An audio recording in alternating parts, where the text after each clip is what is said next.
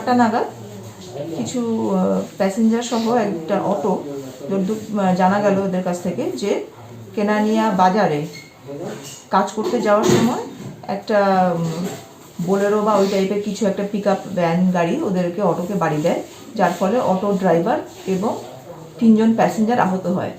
এর মধ্যে 2 জন প্যাসেঞ্জারের অবস্থা খুব সিরিয়াস। তো আমরা 3 জন প্যাসেঞ্জারকেই রেফার করে দিয়েছি টিএমসিতে ফর বেটার ট্রিটমেন্ট। 2 জন প্যাসেঞ্জারের হেড ইঞ্জুরিও আছে, একজনের পায়ে ফ্র্যাকচার আছে। তো একজনকে আমাদের অ্যাম্বুলেন্সে এবং আরেকজনকে 102 দিয়ে রেফার করা হয়েছে।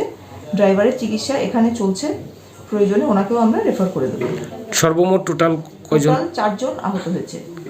3 জনের অবস্থা খুবই আশঙ্কাজনক। তার মধ্যে 2 জনের অবস্থা আশঙ্কাজনক, আর একজন অলরেডি গেছে টিএমসিতে। তো কারণ এখানে ফার্দার এক্সরে বা সোনোগ্রাফি বা সিটি স্ক্যান করার ফেসিলিটির জন্য, এবং ড্রাইভারকে ড্রেসিংয়ের পরে আমরা পাঠাবো। আচ্ছা ম্যাডাম, কোন হাসপাতাল থেকে তাদেরকে রেফার করানো হচ্ছে? তাদেরকে মধুপুর পিএসসি থেকে রেফার করা হচ্ছে। টাটা ইস একটা গাড়ি, অটো একটা গাড়ির ধাক্কা দিচ্ছে। ধাক্কা দেওয়াতে গাড়ির ভিতরে 4 জন লোক ছিল। 4 জন থেকে 3 জনের কন্ডিশন খুব খারাপ, তারা হাঁপানিয়া হসপিটালে রেফার করা হয়েছে। কোন জায়গাতে হয়েছে ঘটনাটা? কেনানিয়া বাজারের সামনে একটু কাজ। আচ্ছা, তারা 4 জনের নামটাম জানো? একজনের নাম হচ্ছে রঞ্জিত সেন, হ্যাঁ। আরেকজনের নাম হচ্ছে সুব্রত পাল। হ্যাঁ।